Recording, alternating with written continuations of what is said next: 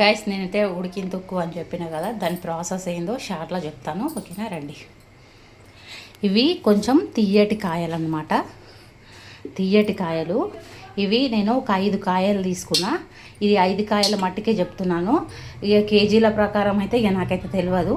నేనైతే ఒక 5 కాయలు చొప్పున వేస్తున్నాను. నేను ఉడికిన తొక్కు అంటే నాకు ఇష్టం కాబట్టి. ఇగో ఇవి 5 కాయల మట్టుకు పావు కిలో కంటే కొంచెం ఎక్కువ పోసుకున్నా. ఇప్పుడు నూనె అయితే కాగిపోయింది. ఇప్పుడు ఇందులో కొంచెం మిరిపిత్తులు, కొంచెం ఆవాలు,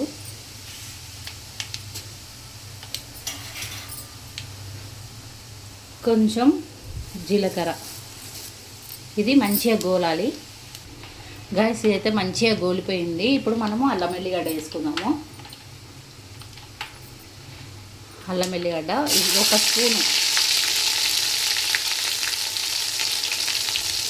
స్పూన్కు సగం అంతే. ఇది ఒక్కసారి కలిపేసుకుందాం.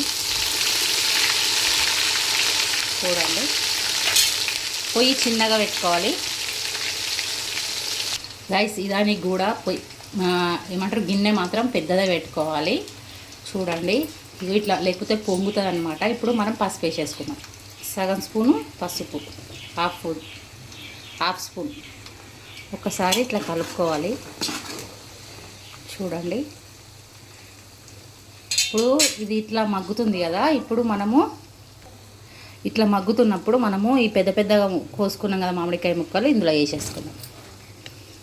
పచ్చడి ఏం ఖరాబ్ కాదు గాయస్. ఖరాబ్ అవుతుంది అని అనుకుంటారు, ఏం ఖరాబ్ కాదు. ఇప్పుడు అన్నీ వేసేసుకుందాము. చూడండి, అన్నీ అట్లాగే వేసేసుకోవాలన్నమాట. ఒక్క ఉడికించుకోవాలి అంతే, ఎక్కువ ఉడికించుకోవద్దు. ఒక్క ఉడుకు. చూడండి,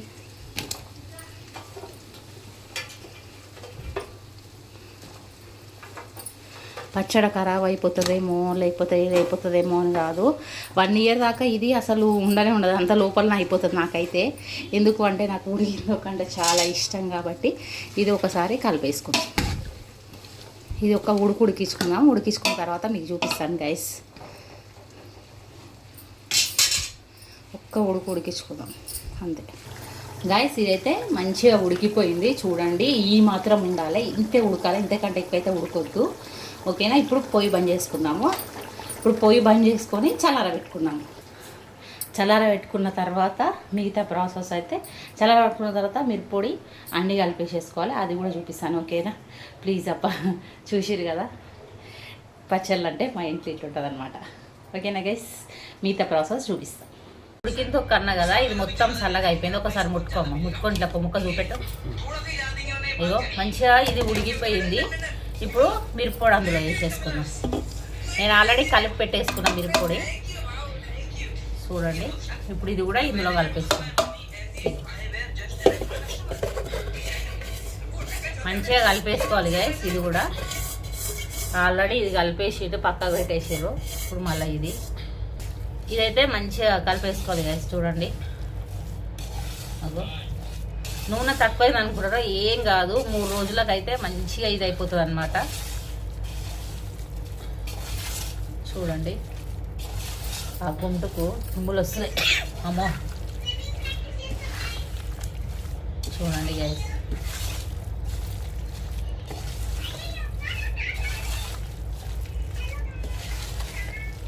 మామిడికాయ పచ్చడి.